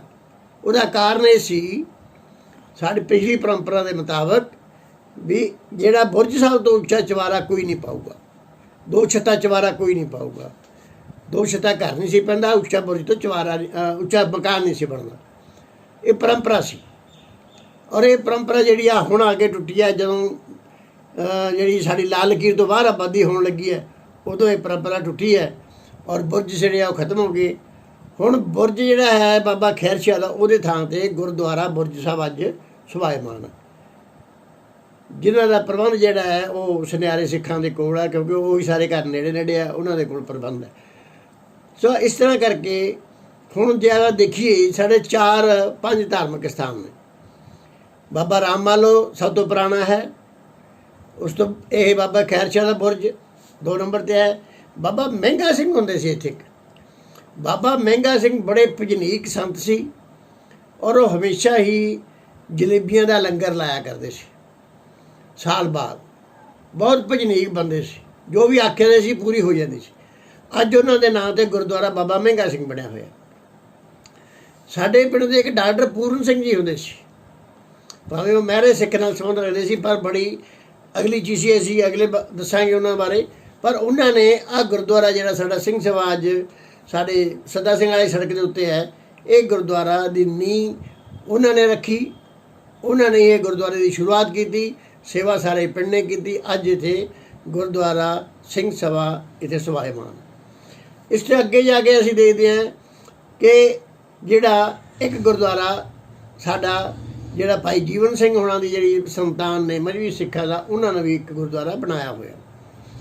ਸੋ ਸਾਡੀ ਬੜੀ ਕੋਸ਼ਿਸ਼ ਰਹੀ ਹੈ ਵੀ ਅਸੀਂ ਸਾਰੇ ਗੁਰਦੁਆਰਿਆਂ ਦਾ ਇੱਕ ਦਿਨ ਇੱਕ ਜਗ੍ਹਾ 'ਤੇ ਬਣਾਇਆ ਕਰੀਏ, ਪਰ ਸਮੇਂ ਦੀ ਚਾਲ ਹੈ, ਕਿਤੇ ਸਤਿਗੁਰ ਕਿਰਪਾ ਕਰ ਦੇਣਗੇ। ਸਾਡਾ ਇਹ ਮਤ ਸੀ ਵੀ ਹਰ ਗੁਰੂ ਸਾਹਿਬ ਦਾ ਦਿਹਾੜਾ, ਇੱਕ ਇੱਕ ਦਿਹਾੜਾ, ਗੁਰੂ ਗੋਬਿੰਦ ਸਿੰਘ ਜੀ ਦਾ ਇੱਕ ਦਿਹਾੜਾ ਇੱਕ ਗੁਰਦੁਆਰਾ ਸਾਹਿਬ, ਗੁਰੂ ਅਰਜਨ ਸਾਹਿਬ ਦਾ ਇੱਕ ਗੁਰਦੁਆਰੇ 'ਚ, ਗੁਰੂ ਤੇਗ ਬਹਾਦਰ ਸਾਹਿਬ ਦਾ ਇੱਕ ਗੁਰਦੁਆਰੇ 'ਚ, ਗੁਰੂ ਨਾਨਕ ਸੱਚੇ ਪਾਤਸ਼ਾਹ ਦਾ ਇੱਕ ਗੁਰਦੁਆਰੇ 'ਚ, ਤਾਂ ਕਿ ਸਾਰੀ ਸੰਗਤ ਸਾਲ 'ਚ ਇੱਕ ਇੱਕ ਵਾਰੀ ਜ਼ਰੂਰ ਇਕੱਠੀ ਹੋ ਜਾ ਕਰੇ। ਇਹ ਅਸੀਂ ਉਪਰਾਲਾ ਕੀਤਾ, ਪਰ ਸਮੇਂ ਨਾਲ ਨਹੀਂ, ਜਿਹੜੇ ਸਤਿਗੁਰ ਅੱਗੇ ਕਿਰਪਾ ਕਰ ਦੇਣਗੇ। ਸੋ ਇਹ ਸੀ ਸਾਡੇ ਪਿੰਡ ਦਾ ਛੋਟਾ ਛੋਟਾ ਉਤਲਾ ਇਤਿਹਾਸ। ਹੁਣ ਅੱਗੇ ਆਪ ਜੀ ਦਾ ਕੀ ਹੁਕਮ ਹੈ? ਇਸ ਦੇ ਨਾਲ ਹੀ ਜਿਵੇਂ ਪਿੰਡ ਦੇ ਵਸਨੀਕ ਹੋਏ ਆ ਪੁਰਾਣੇ, ਉਹਨਾਂ ਵਿੱਚੋਂ ਕਾਫੀ ਮਸ਼ਹੂਰ ਸ਼ਖਸੀਅਤਾਂ ਨੇ ਵੀ ਆਪਣੇ ਪਿੰਡ ਵਿੱਚ ਜਨਮ ਲਿਆ, ਜਿਹਦੇ ਵਿੱਚ ਹੁਣ ਥੋੜ੍ਹਾ ਜਿਹਾ ਪਿੱਛੇ ਇੱਕ ਕਿਤਾਬ ਪੜ੍ਹਨ ਤੋਂ ਪਤਾ ਲੱਗਾ ਸੀਗਾ ਕਿ ਆਪਣੇ ਪਿੰਡ ਇੱਕ ਇਬਰੇ ਨਾਂ ਦਾ ਇੱਕ ਬਹੁਤ ਵਧੀਆ ਕਿੱਸਾਕਾਰ ਵੀ ਹੋਇਆ। ਇੱਕ ਉਹਦੇ ਬਾਰੇ ਚਾਨਣਾ ਪਾਓ। ਅਤੇ ਇਸ ਤੋਂ ਇਲਾਵਾ ਇੱਕ ਉਸ ਤੋਂ ਪ੍ਰੋਫੈਸਰ ਗੁਲਵੰਤ ਸਿੰਘ ਜੀ ਅਤੇ ਹੋਰ ਜਿਹੜੀਆਂ ਮਹਾਨ ਸ਼ਖਸੀਅਤਾਂ ਜਿਹੜੀਆਂ ਹੋਈਆਂ, ਉਹਨਾਂ ਬਾਰੇ ਵੀ ਥੋੜ੍ਹੇ ਥੋੜ੍ਹੇ ਕਰਕੇ ਸਾਨੂੰ ਜਿਹੜੀ ਹੈ ਜਾਣਕਾਰੀ ਜ਼ਰੂਰ ਦਿਓ ਜੀ। ਦੇਖੋ, ਸਭ ਤੋਂ ਪਹਿਲਾਂ ਜਿੱਥੇ ਗੱਲ ਹੈ ਇਬਰਾ ਇੱਕ ਮੁਸਲਮਾਨ ਸੀ, ਮੁਸਲਮਾਨ ਕਵੀ ਸੀ ਔਰ ਬੜਾ ਸੋਹਣਾ ਗਾਇਕ ਸੀ ਉਹ, ਔਰ ਕਿੱਸੇ ਵਾਰਾਂ ਗਾਉਂਦਾ ਹੁੰਦਾ ਸੀ। ਹੁਣ ਉਹ ਗਵਈਆ ਬਹੁਤ ਵਧੀਆ ਸੀ, ਪਰ ਉਹ ਲਿਖਦਾ ਨਹੀਂ ਸੀ ਹੁੰਦਾ। ਪੁਰਾਣੇ ਗਵਈਆਂ ਨੂੰ ਅਤੇ ਪੁਰਾਣੇ ਕਲਾਕਾਰਾਂ ਨੂੰ ਇਹ ਆਦਤ ਹੁੰਦੀ ਸੀ ਵੀ ਉਹ ਆਪਦੀ ਲਿਖਤ ਜਿਹੜੀ ਆ ਲਿਖ ਕੇ ਕਿਸੇ ਨੂੰ ਦਿੰਦੇ ਨਹੀਂ ਸੀ, ਉਹ ਆਪਦੇ ਕੋਲ ਹੀ ਰੱਖ ਲੈਂਦੇ ਸੀ। ਇਹਦੇ ਨਾਲ ਸਾਡਾ ਬੜਾ ਵੱਡਾ ਖਜ਼ਾਨਾ ਜਿਹੜਾ ਉਹ ਖਤਮ ਹੋ ਗਿਆ। ਕਿਤੇ ਕਿਤੇ ਕੋਈ ਸੋਝੀ ਆ ਜਾਂਦੀ ਹੈ, ਅੱਗੇ ਤੋਂ ਅੱਗੇ ਪੜ੍ਹਾਇਆ ਜਾਂਦਾ ਹੈ, ਤਾਂ ਉਹ ਪੜ੍ਹਾਉਣ ਦੇ ਨਾਲ ਉਹ ਚੱਲਦਾ ਹੈ। ਹੁਣ ਜਿਹੜਾ ਇਬਰਾ ਸੀਗਾ, ਇਬਰੇ ਦਾ ਜਨਮ ਜਿਹੜਾ ਹੈਗਾ ਉਹ 1857 ਦੇ ਨੇੜੇ ਤੇੜੇ ਦਾ ਹੋਇਆ ਦੱਸਦੇ ਹੈ, ਦੌਲਤਪੁਰੇ ਦੇ ਵਿੱਚ। ਹੁਣ ਇਹ ਚੰਦੜ ਮੁਸਲਮਾਨ ਸੀ ਔਰ ਇਹ ਇਬਰਾ ਜਿਹੜਾ ਹੈ ਇਹ ਬੜਾ ਸੋਹਣਾ ਸੁਨੱਖਾ ਸੀ, ਨੌਜਵਾਨ, ਔਰ ਬਾਹਰ ਗਾਉਣ ਜਾਂਦਾ ਸੀ। ਔਰ ਇਹਦਾ ਗਾਉਣ ਖਾਸ ਤੌਰ 'ਤੇ ਇਸ ਨੇ ਕਿਤਾਬ ਲਿਖੀ, ਇੱਕ ਕਿੱਸਾ ਲਿਖਿਆ, ਜਿਹੜਾ ਕਿੱਸਾ ਮਿਰਜ਼ਾ ਸਾਹਿਬਾਂ ਦੇ ਨਾਂ 'ਤੇ ਮਸ਼ਹੂਰ ਹੋਇਆ, ਔਰ ਜਿਸ ਨੂੰ ਸਾਡੇ ਭਾਈ ਸਾਹਿਬ ਨੇ, ਭਾਈ ਸਾਹਿਬ ਗੁਰਚਰਨ ਸਿੰਘ ਜੀ ਸੇਖ, ਡਾਕਟਰ ਗੁਰਚਰਨ ਸਿੰਘ ਸੇਖ, ਜਿਨ੍ਹਾਂ ਨੇ ਉਹਨੂੰ ਐਡਿਟ ਕੀਤਾ, ਸੰਪਾਦਨ ਕੀਤਾ, ਔਰ ਉਸ ਦਾ ਨਾਂ ਰੱਖਿਆ ਇਬਰੇ ਦੀ ਸਾਹਿਬਾਂ, ਕਿਉਂਕਿ ਇਬਰਾ ਹੀ ਪਹਿਲਾ ਕਿੱਸਾਕਾਰ ਹੋਇਆ ਜਿਸ ਨੇ ਸਾਹਿਬਾਂ ਨੂੰ ਆਪਣੀ ਕਵਿਤਾ ਰਾਹੀਂ, ਆਪਣੇ ਕਿੱਸੇ ਰਾਹੀਂ ਇਸ ਦੋਸ਼ ਤੋਂ ਮੁਕਤ ਕੀਤਾ ਹੈ ਵੀ ਉਸ ਨੇ ਮਿਰਜ਼ੇ ਦੀਆਂ ਕਹਾਣੀਆਂ ਤੋੜ ਦਿੱਤੀਆਂ ਸੀ। ਇਸ ਨੇ ਇਹ ਦੱਸਿਆ ਕਿ ਉਸਨੇ ਮਿਰਜ਼ੇ ਦੀਆਂ ਕਹਾਣੀਆਂ ਨਹੀਂ ਤੋੜੀਆਂ, ਬਲਕਿ ਜਿਹੜਾ ਵਾਹਿਗੁਰੂ ਸਾਹਿਬਾਂ ਦੇ ਭਰਾ ਸੀ, ਉਹਨਾਂ ਨੇ ਕੁਰਾਨ ਸ਼ਰੀਫ ਦੀਆਂ ਸੌਹਾਂ ਖਾਧੀਆਂ ਵੀ ਤੂੰ ਇਹ ਮਿਰਜ਼ੇ ਦੀਆਂ ਕਹਾਣੀਆਂ ਤੋੜ ਦੇ, ਅਸੀਂ ਤੇਰਾ ਵਿਆਹ ਇਹਦੇ ਨਾਲ ਕਰਾ ਦਿਆਂਗੇ। ਜੇ ਇਹ ਜਾਗ ਪਿਆ ਸਾਡੀ ਲੜਾਈ ਹੋ ਜਾਣੀ ਹੈ ਅਤੇ ਸਾਨੂੰ ਇਹਨੇ ਮਾਰ ਦੇਣਾ, ਤੂੰ ਕਹਾਣੀਆਂ ਤੋੜ ਦੇ ਸਾਡੀ ਭੈਣ, ਅਸੀਂ ਤੇਰਾ ਵਿਆਹ ਇਹਦੇ ਨਾਲ ਕਰ ਦਿਆਂਗੇ। ਹੁਣ ਕੁਰਾਨ ਸ਼ਰੀਫ ਦੀ ਸਹੁੰ 'ਤੇ ਹਰ ਮੁਸਲਮਾਨ ਇਤਬਾਰ ਕਰਦਾ ਹੈ, ਉਸ ਨੇ ਵੀ ਇਤਬਾਰ ਕਰ ਲਿਆ ਇਬਰੇ ਦੇ ਕਹਿਣ ਮੁਤਾਬਕ, ਉਸ ਨੇ ਵੀ ਇਤਬਾਰ ਕਰ ਲਿਆ। ਉਸ ਨੇ ਕਹਾਣੀਆਂ ਤੋੜ ਦਿੱਤੀਆਂ, ਮਿਰਜ਼ਾ ਜਾ ਪਿਆ, ਉਹਨਾਂ ਨੇ ਮਿਰਜ਼ੇ ਨੂੰ ਘਰ ਕੇ ਵੱਢ ਦਿੱਤਾ। ਸੋ ਇਹ ਜਿਹੜੀ ਚੀਜ਼ ਹੈ ਇਹ ਸਭ ਤੋਂ ਪਹਿਲਾਂ ਇਬਰੇ ਨੇ ਲੈ ਕੇ ਆਂਦੀ। ਹੁਣ ਇਬਰੇ ਦਾ ਇੱਕ ਸ਼ਾਗਿਰਦ ਸੀ, ਔਰ ਉਹਦਾ ਸ਼ਾਗਿਰਦ ਜਿਹੜਾ ਸੀ, ਸ਼ਾਗਿਰਦ ਉਹਦੇ ਬਹੁਤ ਸੀ, 12-13 ਸ਼ਾਗਿਰਦ ਦੱਸੇ ਹੈ। ਉਹਦਾ ਇੱਕ ਸ਼ਾਗਿਰਦ ਸੀ ਦਸੌਂਦੀ। ਦਸੌਂਦੀ ਜਿਹੜਾ ਉਹਦਾ ਸੀ ਉਹ ਵੀ ਮੁਸਲਮਾਨ ਸੀ। ਦਸੌਂਦੀ ਨੂੰ ਸਾਰਾ ਮਿਰਜ਼ਾ ਸਾਹਿਬਾਂ ਯਾਦ ਸੀ ਇਬਰੇ ਦਾ, ਉਹ ਗਾਉਂਦਾ ਵੀ ਹੁੰਦਾ ਸੀ। ਔਰ ਉਸ ਦਾ ਇੱਕ ਅੱਗੇ ਸ਼ਾਗਿਰਦ ਸੀ ਕਰਤਾਰਾ ਮਜਵੀ। ਹੁਣ ਉਹ ਕਰਤਾਰੇ ਨੂੰ ਇੱਕ ਬੜੀ ਵੱਡੀ ਗੱਲ ਇਹ ਹੈ, ਜਿਹੜਾ ਦਸੌਂਧੀ ਸੀ ਉਹ ਵੀ ਅੰਨਾ ਸੀ ਅੱਖਾਂ ਤੋਂ, ਤੇ ਜਿਹੜਾ ਕਰਤਾਰਾ ਸੀ ਉਹ ਵੀ ਅੱਖਾਂ ਤੋਂ ਅੰਨਾ ਸੀ। ਦਸੌਂਧੀ ਨੇ ਇਬਰੇ ਕੋਲੋਂ ਉਹਦੇ ਨਾਲ ਜਾ ਜਾ ਕੇ ਉਹਦੇ ਨਾਲ ਰਹਿ ਕੇ ਉਸ ਨੇ ਸਾਰਾ ਕਿੱਸਾ ਯਾਦ ਕੀਤਾ ਹੋਇਆ ਸੀ। ਇਸੇ ਤਰ੍ਹਾਂ ਉਹਨੇ ਕਰਤਾਰੇ ਨੂੰ ਸਾਰਾ ਕਿੱਸਾ ਸੁਣਾਇਆ, ਪਰ ਉਹਦੇ 'ਚ ਕੁਝ ਗੱਲਾਂ ਉਹ ਲੁਕੋ ਕੇ ਰੱਖ ਗਿਆ। ਉਹਦੇ ਲੁਕੋ ਕੇ ਰੱਖਣ ਨਾਲ ਕੀ ਹੋਇਆ ਕਿ ਸਾਰਾ ਮਿਰਜ਼ੇ ਦਾ ਕਿੱਸਾ ਕਰਤਾਰੇ ਨੂੰ ਯਾਦ ਨਹੀਂ ਹੋ ਸਕਿਆ, ਜਿਸ ਕਰਕੇ ਇਹ ਸਾਰਾ ਕਿੱਸਾ ਸਾਨੂੰ ਪੂਰਾ ਨਹੀਂ ਮਿਲਿਆ। ਬਾਈ ਜੀ ਦਾ ਡਾਕਟਰ ਗੁਰਚਰਨ ਸਿੰਘ ਸੇਖ ਦਾ ਮੁੜ ਤੋਂ ਹੀ ਖੋਜ ਦਾ ਵਰਤੀ ਸੀ, ਔਰ ਉਹਨਾਂ ਨੇ ਕਿਹਾ ਵੀ ਆਪਾਂ ਦੌਲਤਪੁਰੇ ਦੀ ਖੋਜ ਕਰਨੀ ਹੈ। ਦੌਲਤਪੁਰਾ ਕਿੱਥੋਂ ਬਣਿਆ, ਕਿੱਥੋਂ ਵਸਿਆ। ਅਸੀਂ ਬੜੀਆਂ ਲਾਇਬ੍ਰੇਰੀਆਂ 'ਚ ਗਏ, ਫਿਰੋਜ਼ਪੁਰ ਲਾਇਬ੍ਰੇਰੀ 'ਚ ਗਏ, ਲੁਧਿਆਣੇ ਲਾਇਬ੍ਰੇਰੀ ਦੇ ਵਿੱਚ ਗਏ, ਅਸੀਂ ਹੋਰ ਲਾਇਬ੍ਰੇਰੀਆਂ ਵੀ ਦੇਖੀਆਂ, ਗਜ਼ਟੀਅਰ ਵੀ ਦੇਖੇ, ਸਾਰਾ ਕੁਝ ਦੇਖਿਆ, ਜਿੱਥੋਂ ਕੁਝ ਮਿਲਿਆ ਹੋ ਗਿਆ। ਉਦੋਂ ਫਿਰ ਸਾਨੂੰ ਬਾਈ ਜੀ ਨੂੰ ਕਿਸੇ ਨੇ ਕਿਹਾ ਵੀ ਯਾਰ ਤੂੰ ਆਪਦੇ ਪਿੰਡ ਦੇ ਬਾਰੇ ਵਿੱਚ ਖੋਜ ਕਰ, ਤੂੰ ਆਪਦੇ ਪਿੰਡ ਦੇ ਚੰਗੇ ਬੰਦਿਆਂ ਬਾਰੇ ਖੋਜ ਕਰ। ਔਰ ਉੱਥੇ ਖੋਜ ਕਰਦਿਆਂ ਕਰਦਿਆਂ ਇਹ ਇਬਰਾ ਸਾਹਮਣੇ ਆਇਆ। ਇਬਰੇ ਦੇ ਬਾਰੇ ਪਤਾ ਲੱਗਿਆ, ਔਰ ਇਬਰਾ ਜਿਹੜਾ ਹੈ ਇਹ 1934 ਵਿੱਚ ਮਰ ਗਿਆ ਸੀ। 1934 ਵਿੱਚ ਮਰਨ ਕਰਕੇ ਇਹ ਦਾ ਅੱਗੇ ਇਹਦੀ ਸੰਤਾਨ ਸੀ, ਇਹਦਾ ਇੱਕ ਮੁੰਡਾ ਸੀ ਉਹ ਇੱਥੇ ਮਰ ਗਿਆ ਸੀ, ਔਰ ਦੂਸਰਾ ਮੁੰਡਾ ਪਾਕਿਸਤਾਨ ਚਲਾ ਗਿਆ। ਉਹਦੇ ਬਾਰੇ ਕੋਈ ਪਤਾ ਨਹੀਂ ਲੱਗਿਆ। ਚਿੱਠੀਆਂ ਚੁੱਠੀਆਂ ਸੀ ਬਹੁਤ ਪਾਈਆਂ, ਪਰ ਨਹੀਂ ਪਤਾ ਲੱਗਿਆ। ਸੋ ਅੱਗੇ ਉਹਦਾ ਨਹੀਂ ਪਤਾ ਲੱਗ ਸਕਿਆ। ਹੁਣ ਕਰਤਾਰੇ ਦੇ ਨਾਲ ਕੀ ਹੋਇਆ, ਇਹ ਜਿਹੜਾ ਹੈ 1934 ਦੀ ਗੱਲ ਅਸੀਂ ਕਰ ਰਹੇ ਹਾਂ, ਜਾਂ 1857 ਦੀ ਗੱਲ ਕਰ ਰਹੇ ਹਾਂ।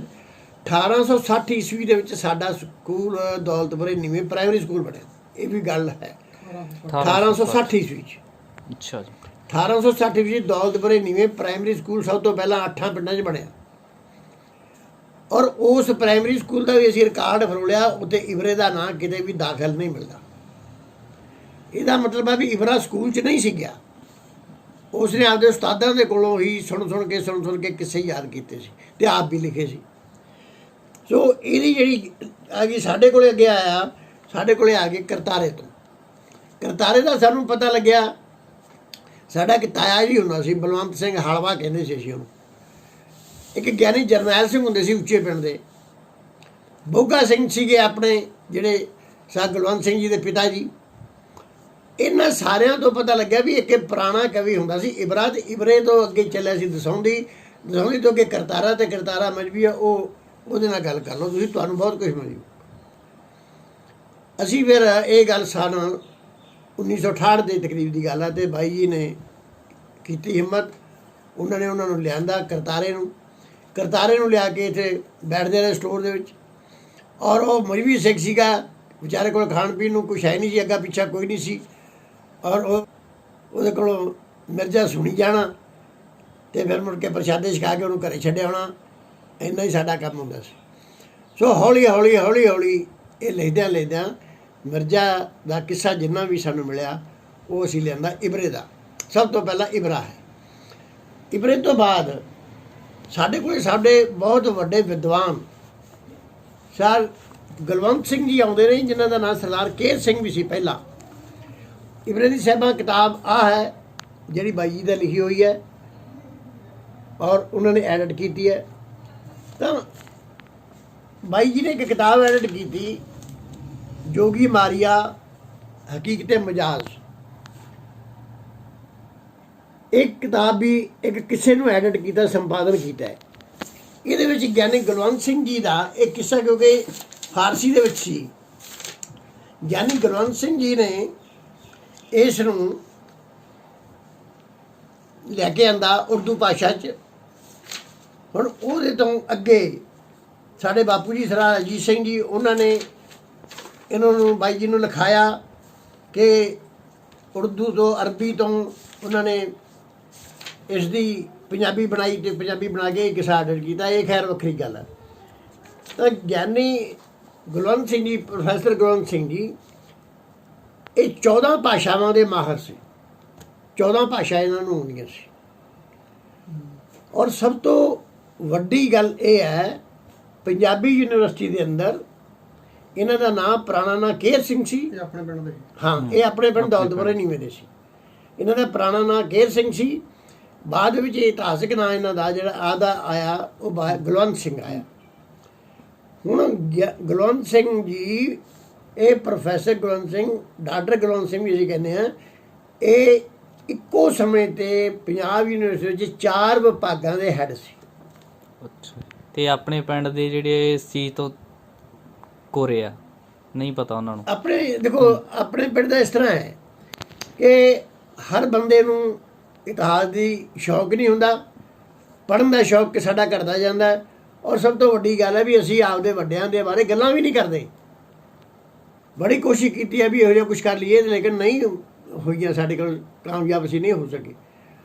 ਤਾਂ ਗਿਆਨੀ ਗੁਲਵੰਤ ਸਿੰਘ ਜੀ ਉਹ 4 ਭਾਸ਼ਾਵਾਂ ਦੇ, ਉਰਦੂ, ਪੰਜਾਬੀ, ਫਾਰਸੀ ਔਰ ਸ਼ਾਇਦ ਇੰਗਲਿਸ਼ ਦੇ 4 ਡਿਪਾਰਟਮੈਂਟਾਂ ਦੇ ਉਹ ਹੈੱਡ ਸੀ। ਜਦ ਕਿ ਇੱਕ ਡਿਪਾਰਟਮੈਂਟ ਦਾ ਡਾਕਟਰ ਇੱਕ ਹੈੱਡ ਹੁੰਦਾ। ਸੋ ਬਹੁਤ ਵੱਡੇ ਵਿਦਵਾਨ ਹੈ। ਔਰ ਇਹ ਅੱਜ ਇਹਨਾਂ ਨੂੰ ਮੰਨਿਆ ਜਾਂਦਾ ਹੈ। ਉਹਨਾਂ ਸਭਾ ਦੇ ਵਿੱਚ ਜਿਹੜੇ ਕਿ ਡਾਕਟਰ ਗੰਡਾ ਸਿੰਘ ਦੇ ਟਾਈਮ ਦੀਆਂ ਗੱਲਾਂ ਨੇ। ਡਾਕਟਰ ਗੰਡਾ ਸਿੰਘ ਸਾਡੇ ਫਾਰਸੀ ਦੇ ਵਿਦਵਾਨ ਹੋਏ ਨੇ, ਜਾਂ ਗਿਆਨੀ ਗੁਲਵੰਤ ਸਿੰਘ ਫਾਰਸੀ ਦੇ ਵਿਦਵਾਨ ਹੋਏ ਨੇ। ਸਾਡੇ ਪੰਜਾਬ ਦੇ ਵਿੱਚ ਬਹੁਤ ਵੱਡੇ ਵਿਦਵਾਨ ਹੋਏ ਨੇ। ਸੋ ਇਹ ਡਾਕਟਰ ਗੁਲਵੰਤ ਸਿੰਘ ਜੀ। ਸ਼ਾਹ ਕੇਰ ਸਿੰਘ ਜੀ, ਉਹ ਵੀ ਸਾਡੇ ਡਾਕਟਰ ਕੇਰ ਸਿੰਘ ਜੀ। ਹਾਂਜੀ। ਇੱਕ ਕਿਉਂਕਿ ਕੇਰ ਸਿੰਘ 2 ਹੈ, ਇੱਕ ਗੁਲਵੰਤ ਸਿੰਘ ਦਾ ਨਾਮ ਵੀ ਕੇਰ ਸਿੰਘ ਹੈ ਤੇ ਇੱਕ ਸ਼ਾਹ ਕੇਰ ਸਿੰਘ ਜੀ ਹੋਰ ਨੇ। 2 ਕੇਰ ਸਿੰਘ ਜੀ ਨੇ ਆਪਣੇ ਪਿੰਡ ਦੇ ਵਿੱਚ। ਔਰ ਉਹਨਾਂ ਨੇ ਵੀ ਉਹ ਡਾਕਟਰੇਟ ਤੱਕ ਪਹੁੰਚੇ, ਯੂਨੀਵਰਸਿਟੀ ਵਿੱਚ ਪਹੁੰਚੇ। ਔਰ ਇਹ ਮਿਸਤਰੀ ਸਿੱਖ ਸੀ। ਉਹ ਵੀ ਸਾਡੇ, ਹਾਂ, ਇਹ ਗੁਲਵੰਤ ਸਿੰਘ ਜੀ ਮਿਸਤਰੀ ਸਿੱਖ ਸੀਗੇ। ਤੇ ਦੂਸਰੀ ਜਿਹੜੀ ਗੱਲ ਹੈਗੀ ਹੈ, ਉਹਦੇ ਵਿੱਚ ਅਸੀਂ ਇਹ ਦੇਖਦੇ ਹਾਂ ਵੀ ਅੱਗੇ ਜਾ ਕੇ ਹੁਣ ਪਿੰਡਾਂ ਦੇ ਵਿੱਚ ਪੜ੍ਹਾਈ ਬੜੀ ਘੱਟ ਸੀ। ਪੜ੍ਹਾਈ ਘੱਟ ਹੋਣ ਦੇ ਨਾਲ ਬਹੁਤ ਘੱਟ ਲੋਕ ਪੜ੍ਹੇ ਹੋਏ ਸੀ। ਤਾਂ ਜਦੋਂ ਅਸੀਂ ਚੌਥੇ ਨੰਬਰ 'ਤੇ ਜਾਂਦੇ ਹਾਂ, ਚੌਥੇ ਨੰਬਰ 'ਤੇ ਅਸੀਂ ਇਹਨਾਂ ਦਾ ਡਾਕਟਰ ਗੁਰਚਰਨ ਸਿੰਘ ਸੇਖ, ਇਹਨਾਂ ਦਾ ਨੰਬਰ ਆਉਂਦਾ। ਡਾਕਟਰ ਗੁਰਚਰਨ ਸਿੰਘ ਸੇਖ ਦੇ ਬਾਰੇ ਵਿੱਚ ਜਿੱਥੋਂ ਤੱਕ ਉਹਨਾਂ ਦੀ ਪੜ੍ਹਾਈ ਦਾ ਸਵਾਲ ਹੈ, MA ਤੋਂ ਬਾਅਦ ਉਹਨਾਂ ਨੇ ਪਰਚੀਆਂ ਭਗਤਾਂ ਦੀਆਂ, ਇਹਦੇ ਉੱਤੇ ਉਹਨਾਂ ਨੇ PhD ਕੀਤੀ। ਉਹਨਾਂ ਨੂੰ ਡਾਕਟਰੇਟ ਦੀ ਡਿਗਰੀ ਮਿਲੀ। ਉਸ ਤੋਂ ਉਪਰੰਤ ਉਹਨਾਂ ਨੇ ਗੁਰੂ ਗ੍ਰੰਥ ਸਾਹਿਬ ਦੇ ਉੱਪਰ ਆਦਿ ਗ੍ਰੰਥ ਆਚਾਰੀਆ ਦਾ ਇਮਤਿਹਾਨ ਪੰਜਾਬੀ ਯੂਨੀਵਰਸਿਟੀ ਤੋਂ ਪਾਸ ਕੀਤਾ। ਔਰ ਉਹਦੇ ਵਿੱਚ ਉਹਨਾਂ ਨੇ ਗੋਲਡ ਮੈਡਲ ਪ੍ਰਾਪਤ ਕੀਤਾ। ਗੋਲਡ ਮੈਡਲਿਸਟ ਨੇ ਪੰਜਾਬੀ ਯੂਨੀਵਰਸਿਟੀ ਨੇ।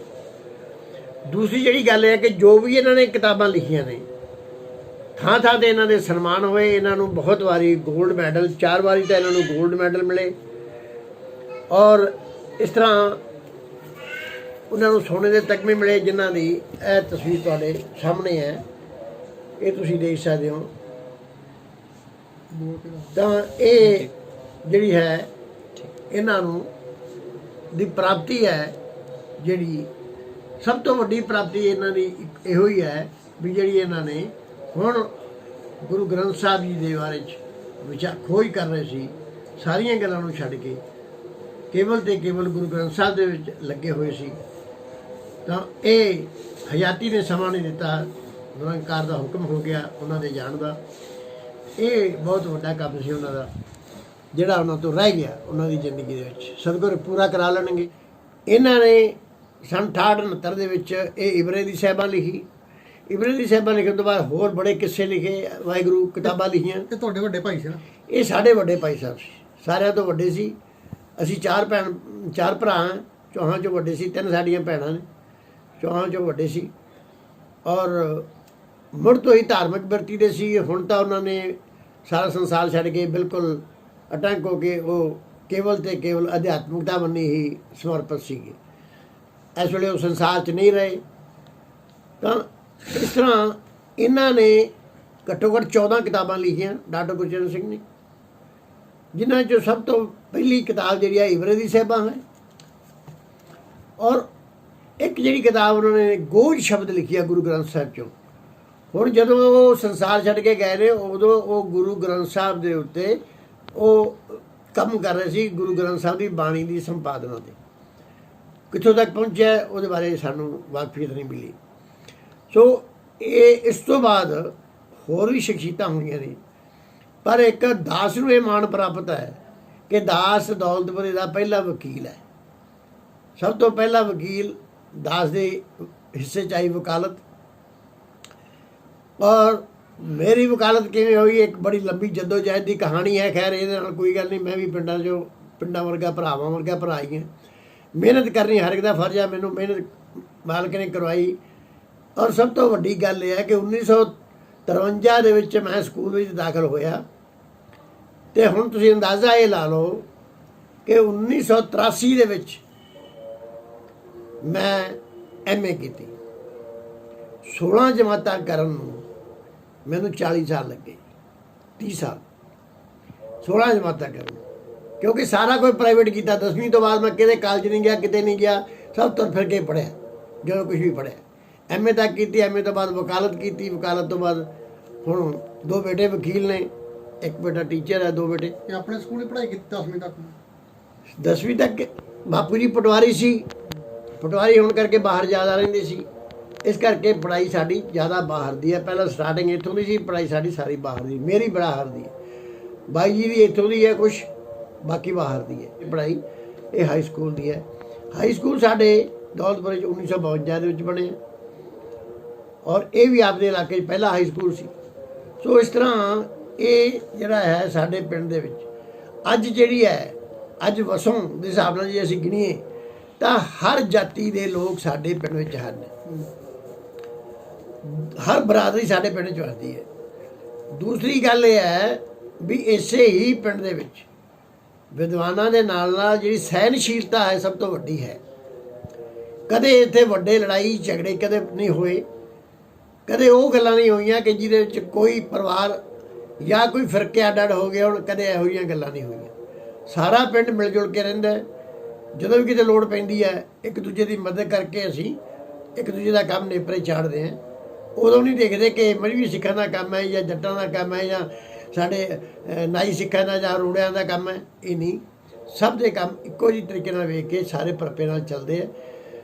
ਔਰ ਇਹ ਜਿਹੜੇ ਸਾਡੇ ਪਿੰਡ ਦੀ ਇੱਕ ਜਿਹੜੀ ਚੀਜ਼ ਦੀ ਵਿਲੱਖਣਤਾ ਹੈ ਉਹ ਇਹ ਹੈ ਕਿ ਇੱਥੇ ਆਮ ਪਿੰਡਾਂ ਨੂੰ ਤੁਸੀਂ ਦੇਖੋਗੇ ਉੱਥੇ ਜਿਹੜੇ ਜ਼ਿਮੀਂਦਾਰ ਤਬਕਾ ਜ਼ਿਆਦਾ ਹੁੰਦਾ, ਬਾਕੀ ਤਬਕੇ ਦੇ ਇੱਕ 2 ਘਰ ਹੁੰਦੇ ਆ, ਪਰ ਸਾਡੇ ਸਾਰੇ ਤਬਕੇ ਹੈ, ਸਾਰਿਆਂ ਦੀਆਂ 50 ਤੋਂ ਵੱਧ ਵੋਟਾਂ ਹੈ, ਔਰ ਸਾਰਿਆਂ ਦੇ ਕੋਲੇ ਹੀ ਜ਼ਮੀਨ ਹੈ। ਦੌਲਤਪੁਰਾ ਇੱਕ ਐਸਾ ਪਿੰਡ ਹੈ ਜਿਹਦੇ ਹਰ ਜਾਤੀ ਕੋਲ, ਹਰ ਘਰ ਕੋਲ ਜ਼ਮੀਨ ਹੈ, ਔਰ ਇਹ ਇੱਕ ਬੜੀ ਵੱਡੀ ਵਿਸ਼ੇਸ਼ਤਾ ਸਾਡੇ ਪਿੰਡ ਦੀ। ਔਰ ਇਹਦੇ ਨਾਲ ਹੀ ਇਹਨਾਂ ਕੀ ਮੈਂ ਤੁਹਾਨੂੰ ਦੱਸ ਸਕਦਾ। ਇੱਕ ਲਾਸਟ ਕੁਐਸਚਨ ਜੀ, ਜਿਵੇਂ ਪਹਿਲਾਂ ਦਾ ਪਿੰਡ ਦੌਲਤਪੁਰਾ ਹੁੰਦਾ ਹੋਊ ਇਕੱਲਾ, ਫਿਰ ਉਸ ਤੋਂ ਬਾਅਦ ਦੌਲਤਪੁਰਾ ਉੱਚਾ ਤੇ ਨੀਵਾਂ ਕਿਵੇਂ ਵੱਖ ਹੋਇਆ ਜਾਂ ਕਿਵੇਂ, ਇਹਦੇ ਬਾਰੇ ਵੀ ਥੋੜ੍ਹੀ ਜਿਹੀ ਜਾਣਕਾਰੀ ਜ਼ਰੂਰ ਦਿਓ। ਦੇਖੋ ਜੀ, ਦੌਲਤਪੁਰੇ ਉੱਚੇ ਦਾ ਜਿਹੜਾ ਸੰਬੰਧ ਹੈ ਉਹ ਦੌਲਤਪੁਰੇ ਨੀਵੇਂ ਦੇ ਨਾਲ ਬਿਲਕੁਲ ਨਹੀਂ ਹੈ। ਉਹਦਾ ਕਾਰਨ ਕੀ ਹੈ? ਉਹ ਪਿੰਡ ਜਿਹੜਾ ਹੈ, ਉਹ ਪਿੰਡ ਇਸੇ ਤਰ੍ਹਾਂ ਹੀ ਜਿਵੇਂ ਬਾਹਰੋਂ ਆ ਕੇ ਜ਼ਿਮੀਂਦਾਰ ਇੱਥੇ ਵਸੇ ਨੇ, ਉਸੇ ਤਰ੍ਹਾਂ ਹੀ ਬਾਹਰੋਂ ਆ ਕੇ ਜ਼ਿਮੀਂਦਾਰ ਉੱਥੇ ਵਸੇ ਨੇ, ਔਰ ਉਹਨਾਂ ਨੇ ਅਲਾਟਮੈਂਟਾਂ ਹੋਈਆਂ, ਉਹਨਾਂ ਨੇ ਜ਼ਮੀਨਾਂ ਖਰੀਦੀਆਂ, ਉਹ ਮਾਲਕ ਬਣੇ। ਲੇਕਿਨ ਕਿਉਂਕਿ ਨਾਲ ਨਾਲ ਦੋਵੇਂ ਪਿੰਡ ਸੀ, ਉਹ ਪਿੰਡ ਉੱਚੇ ਜਗ੍ਹਾ 'ਤੇ ਸੀ, ਉਹ ਟਿੱਬੇ ਦੇ ਉੱਤੇ ਬਣਿਆ ਹੋਇਆ, ਔਰ ਇਹ ਨੀਵੇਂ ਥਾਂ 'ਤੇ ਸੀ। ਇਹਨਾਂ ਦੇ ਵਿਚਕਾਰ ਇੱਕ ਛੱਪੜ ਹੋਇਆ ਕਰਦਾ ਸੀ, ਅਸੀਂ ਉਹਨੂੰ ਢਾਬ ਕਹਿੰਦੇ ਸੀ। ਇਹ ਢਾਬ ਸੀ ਵਿਚਾਲੇ, ਉੱਚਾ ਦੌਲਤਪੁਰਾ ਤੇ ਨੀਵਾਂ ਦੌਲਤਪੁਰਾ। ਪੁਰਾਣੇ ਸਮਿਆਂ 'ਤੇ ਇਕੱਲਾ ਦੌਲਤਪੁਰਾ ਹੀ ਕਿਹਾ ਜਾਂਦਾ ਸੀ, ਉੱਚਾ ਨੀਵਾਂ ਨਹੀਂ ਸੀ ਕਿਹਾ ਜਾਂਦਾ। ਉੱਚਾ ਨੀਵਾਂ ਉਦੋਂ ਕਿਹਾ ਜਾਣ ਲੱਗਾ ਜਦੋਂ ਇਹਨਾਂ ਦੇ ਪਟਵਾਰੀ ਅਲੱਗ ਹੋ ਗਏ। ਜਦੋਂ ਉੱਚਾ ਉੱਚੇ ਥਾਂ 'ਤੇ ਹੋ ਗਿਆ, ਨੀਵਾਂ ਨੀਵੇਂ ਥਾਂ 'ਤੇ ਹੋ ਗਿਆ। ਜਦੋਂ ਅੱਗੇ ਇੰਸਟੀਟਿਊਸ਼ਨ ਬਣਨ ਲੱਗੇ, ਸੰਸਥਾਵਾਂ ਬਣਨ ਲੱਗੀਆਂ, ਉਦੋਂ ਉੱਚੇ ਤੇ ਨੀਵੇਂ ਪਿੰਡ ਦੇ ਨਾਮ 'ਤੇ ਬਣਨ ਲੱਗੇ। ਇੱਕ ਅਸੀਂ ਤੁਹਾਨੂੰ ਹੋਰ ਦੱਸੀਏ, ਉੱਚੇ ਪਿੰਡ ਦੇ ਇੱਕ ਸਾਡੇ ਬਾਣੀਆ ਪਰਿਵਾਰ ਦੇ ਵਿੱਚੋਂ, ਅਗਰਵਾਲ ਪਰਿਵਾਰ ਦੇ ਵਿੱਚੋਂ ਬਿਹਾਰੀ ਲਾਲ ਜਿੰਦਲ ਹੋਏ ਆ। ਬਿਹਾਰੀ ਲਾਲ ਜਿੰਦਲ ਜਿਹੜੇ ਹੋਏ ਨੇ, ਉਹ ਜਿਹੜਾ ਆਪਣਾ ਪੰਜਾਬ ਸਟੇਟ ਇਲੈਕਟ੍ਰਿਸਿਟੀ ਬੋਰਡ ਦੇ ਵਿੱਚ ਚੀਫ ਰਹੇ ਨੇ, ਉਹ ਬਹੁਤ ਵੱਡੀ ਹਸਤੀ ਹੋਏ ਨੇ, ਔਰ ਬੜੇ ਮਲਾਪੜੇ ਸੀ ਉਹ।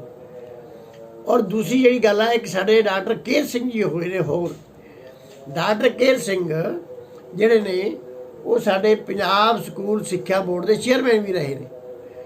ਸੋ ਇਹ ਸਾਡੀਆਂ ਹਸਤੀਆਂ ਨੇ। ਇਹ ਸਾਡੇ ਪਿੰਡ ਦਾ ਮੁਸ਼ਤਕਰ ਜਿਹਾ ਛੋਟਾ ਜਿਹਾ ਇਹ ਹੈ ਇਤਿਹਾਸ।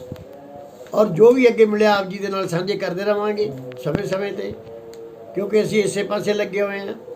ਦਾਸ 10 ਸਾਲ ਤੋਂ ਗੁਰੂ ਗੋਬਿੰਦ ਸਿੰਘ ਮਾਰਗ ਦੇ ਉੱਤੇ ਖੋਜ ਕਰ ਰਹੇ, ਔਰ ਸਾਡੀ ਖੋਜ ਦੀ ਜਿਹੜੀ ਟੈਕਨੀਕ ਹੈ ਉਹ ਇਹ ਹੈ ਕਿ ਅਸੀਂ ਹਰ ਉਸ ਜਗ੍ਹਾ ਤੇ ਪਹੁੰਚਦੇ ਹਾਂ ਨਿੱਜੀ ਤੌਰ ਤੇ ਜਿੱਥੇ ਦਸ਼ਮੇਸ਼ ਪਿਤਾ ਨੇ ਚਰਨ ਪਾਏ ਹੈ।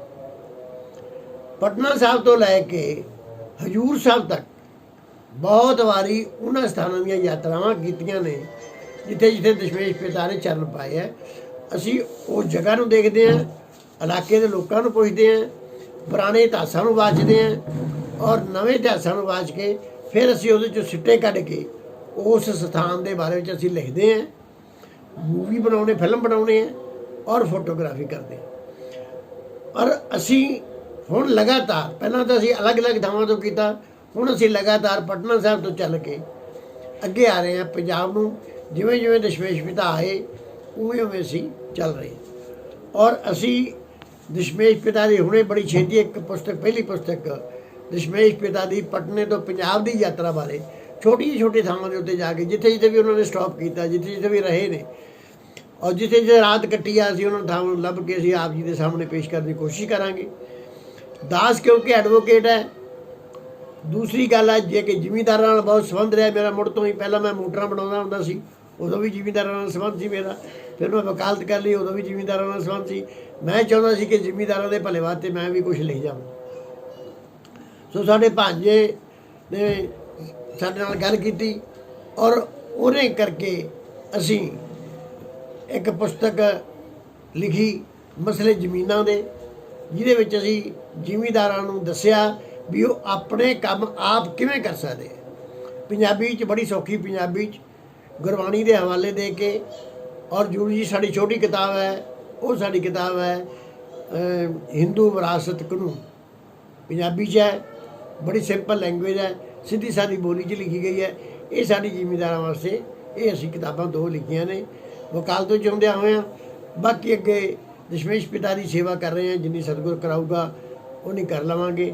ਹਯਾਤੀ ਦੇ ਨਾਲ ਹੈ, ਇਹਨੀ ਬੇਨਤੀ ਦੇ ਨਾਲ ਦਾਸ ਕਿਵੇਂ ਦਾ ਜੱਜ ਹੈ। ਆਪ ਜੀ ਆਏ, ਮੇਰੀਆਂ ਗੱਲਾਂ ਸੁਣੀਆਂ, ਮੇਰੇ ਨਾਲ ਵਿਚਾਰਾਂ ਕੀਤੀਆਂ, ਬਹੁਤ ਬਹੁਤ ਧੰਨਵਾਦ ਹੈ। ਔਰ ਅਸੀਂ ਇਹ ਬੇਨਤੀ ਕਰਦੇ ਹਾਂ ਕਿ ਜਿੱਥੇ ਕਿਤੇ ਵੀ ਇਹ ਜਾਣ, ਇਸ ਗੱਲ ਦਾ ਜ਼ਰੂਰ ਸੁਨੇਹਾ ਦੇਣ ਵੀ ਇਹ ਸਾਡਾ ਦਸ਼ਮੇਸ਼ ਮਾਰਗ ਦਾ ਜਿਹੜਾ ਸਾਡਾ ਕਾਰਜ ਹੈ, ਉਹ ਸਾਡੇ ਕਾਰਜ ਵਿੱਚ ਸਾਨੂੰ ਸੰਗਤ ਦੀ ਸਹਾਇਤਾ ਦੀ ਲੋੜ ਹੈ। ਸਾਨੂੰ ਸੰਗਤ ਦੀ ਸਹਾਇਤਾ ਚਾਹੀਦੀ ਹੈ ਤਾਂ ਕਿ ਅਸੀਂ ਇਹ ਕਾਰਜ ਜਿਹੜਾ ਹੈ ਇਹ ਸਿਰੇ ਚੜ੍ਹਾ ਸਕੀਏ। ਵਾਹਿਗੁਰੂ ਜੀ ਕਾ ਖਾਲਸਾ, ਵਾਹਿਗੁਰੂ ਜੀ ਕੀ ਫਤਿਹ।